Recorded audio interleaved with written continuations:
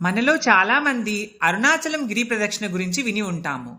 మన ఆంధ్రప్రదేశ్లోని వాయులింగ క్షేత్రమైన శ్రీకాళహస్తి గిరి ప్రదక్షిణ గురించి ఈ వీడియోలో తెలియజేస్తాను. పరమేశ్వరుడు సాలెపురుగుకు, పాముకు, ఏనుగుకు తిన్నడికి మోక్షమిచ్చిన శ్రీకాళహస్తి క్షేత్రంలో మహాశివరాత్రి బ్రహ్మోత్సవాలలో భాగంగా మార్చి 12, 2024న కైలాస పర్వత గిరి ప్రదక్షిణ నిర్వహించారు.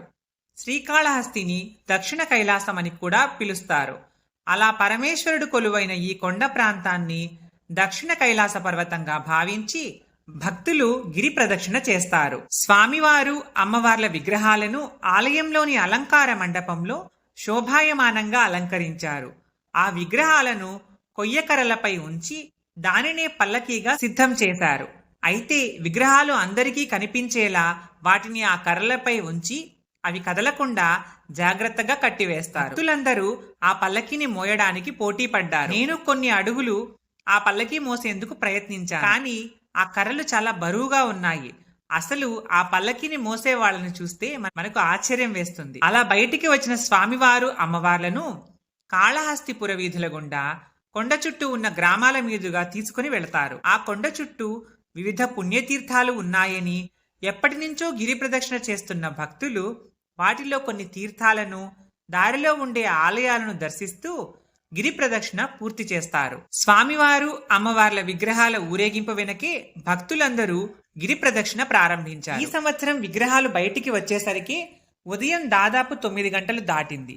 గిరి ప్రదక్షిణ మార్గం పొడవునా ఎంతో మంది గ్రామస్తులు అన్నదానం నిర్వహించారు.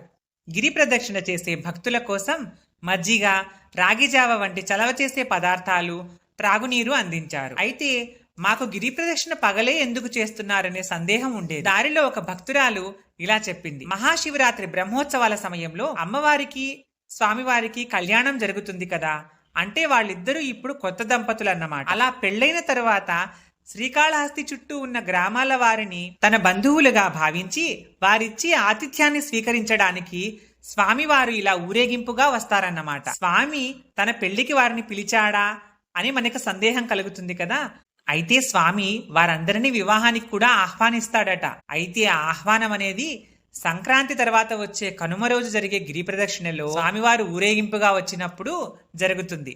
అలా ఊరేగింపుగా వచ్చే స్వామివారు వివాహ ఆహ్వాన పత్రికను అందజేస్తారట. ఎంత బాగుందో కదా ఈ భావన.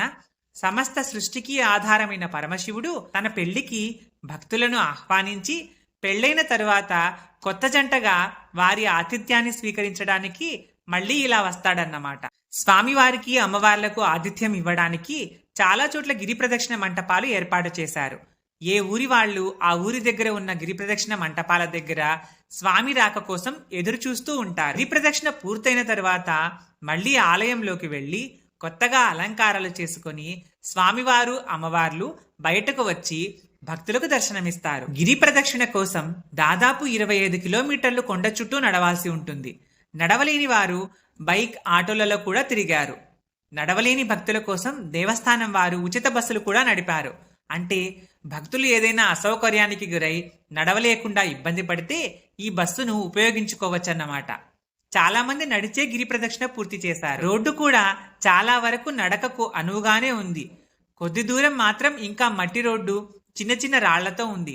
అది కూడా బాగైతే నడిచేవారికి మరింత సౌకర్యంగా ఉంటుంది కదా అనిపించింది. అయితే ఈ గిరి ప్రదక్షిణ పగలు సమయంలోనే చేస్తారు కాబట్టి ఎండ విషయంలో భక్తులు తగిన జాగ్రత్తలు తీసుకుంటే మంచిది. మేమైతే ఉదయం స్వామివారు, అమ్మవార్ల విగ్రహాల ఊరేగింపు వెనకే గిరి ప్రదక్షిణ ప్రారంభించాము.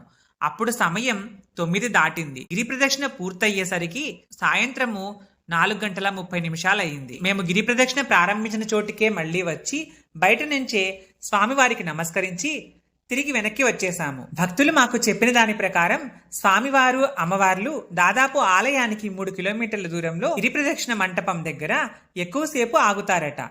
వారిని కోలాటాలు, నృత్యాలతో ఆలయంలోకి ఆహ్వానించడానికి కాళహస్తి ఆలయం నుండి బృందాలుగా భక్తులు వచ్చి స్వామిని మేళతాళాలతో ఆలయ సాంప్రదాయం ప్రకారం లోపలికి తీసుకుని వెళతారు. ఇవి మార్చి 12, 2024న కాళహస్తిలో జరిగిన గిరి ప్రదక్షిణ వివరాలు.